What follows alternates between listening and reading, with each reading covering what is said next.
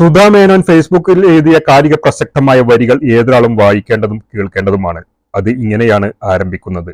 രാജ്യസുരക്ഷയെ ബാധിക്കുന്ന തീവ്രവാദ ആക്രമണങ്ങളും യുദ്ധവും നടക്കുമ്പോൾ ഭരണ പ്രതിപക്ഷ വ്യത്യാസമില്ലാതെ എല്ലാവരും സർക്കാരിന് പിന്തുണ നൽകുന്നത് ജനാധിപത്യത്തിലെ ഒരു സാമാന്യ മര്യാദയാണ്.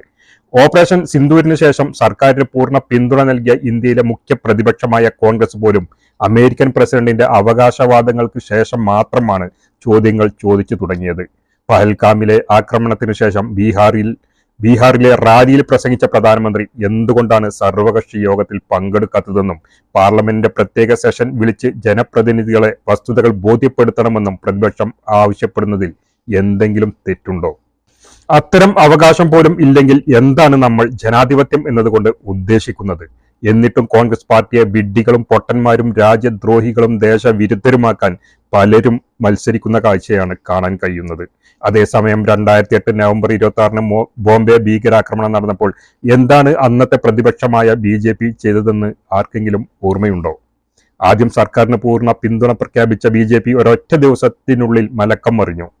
നവംബർ 27 അന്നത്തെ ഗുജറാത്ത് മുഖ്യമന്ത്രിയായിരുന്ന നരേന്ദ്രമോദി പ്രധാനമന്ത്രി മൻമോഹൻ സിംഗിന് ഒരു കത്തെഴുതി. ആഭ്യന്തര സുരക്ഷാ ക്രമീകരണങ്ങൾ അവലോകനം ചെയ്യുന്നതിനായി എല്ലാ മുഖ്യമന്ത്രിമാരുടെയും, പ്രത്യേകിച്ച് തീരദേശ അതിർത്തി സംസ്ഥാനങ്ങളുടെ മുഖ്യമന്ത്രിമാരുടെയും ഒരു യോഗം സിംഗ് വിളിക്കണമെന്ന് അദ്ദേഹം നിർദ്ദേശിച്ചു. മാത്രമല്ല, നവംബർ 28 നരേന്ദ്രമോദി ബോംബെയിൽ പറന്നെത്തി ഓബ്രോയ് ഹോട്ടലിന് വെളിയിൽ നിന്നുകൊണ്ട് മാധ്യമങ്ങളെ അഭിസംബോധന ചെയ്തു. ആക്രമണം തടയുന്നതിൽ സർക്കാർ പരാജയപ്പെട്ടതിനെ അതിരൂക്ഷമായി വിമർശിച്ചു. രാജ്യത്തെ അഭിസംബോധന ചെയ്തുകൊണ്ട് മൻമോഹൻ സിംഗ് നടത്തിയ പ്രസംഗം നിരാശാജനകമായിരുന്നു എന്ന് മാധ്യമപ്രവർത്തകരോട് അദ്ദേഹം പറഞ്ഞു. നവംബർ 29 ഡിസംബർ 4 ഡൽഹിയിലും രാജസ്ഥാനിലും യഥാക്രമം വോട്ടെടുപ്പ് നടക്കാനിരിക്കെയായിരുന്നു മോദിയുടെ പ്രസംഗം എന്ന് ഓർക്കണം. BJPയുടെ പത്രക്കുറിപ്പിൽ അന്നത്തെ ദേശീയ സെക്രട്ടറിയായ രവിശങ്കർ പ്രസാദ് ഇന്റലിജൻസ് പരാജയത്തെ രൂക്ഷമായി വിമർശിച്ചു. ആരും അദ്ദേഹത്തെ ദേശവിരുദ്ധൻ എന്നോ മണ്ടൻ എന്നോ വിളിച്ചില്ല. BJP പാകിസ്ഥാന് വേണ്ടി സംസാരിക്കുകയാണെന്ന് പറഞ്ഞില്ല.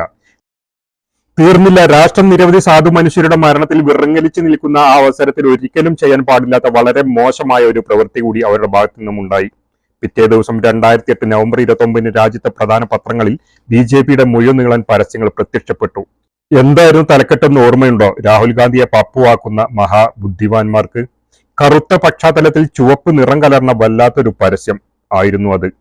ബോംബെയിലെ രക്തച്ചൊരിച്ചിലിനെ വ്യക്തമായി സൂചിപ്പിക്കുന്നതായിരുന്നു നിറങ്ങൾ പോലും. 26 ഭീകരാക്രമണം, 29 സർക്കാർ ദുർബലമാണെന്ന് പറഞ്ഞുകൊണ്ട് പരസ്യം. ആർക്ക് കഴിയും ഇതിന്? ഇവർക്കല്ലാതെ.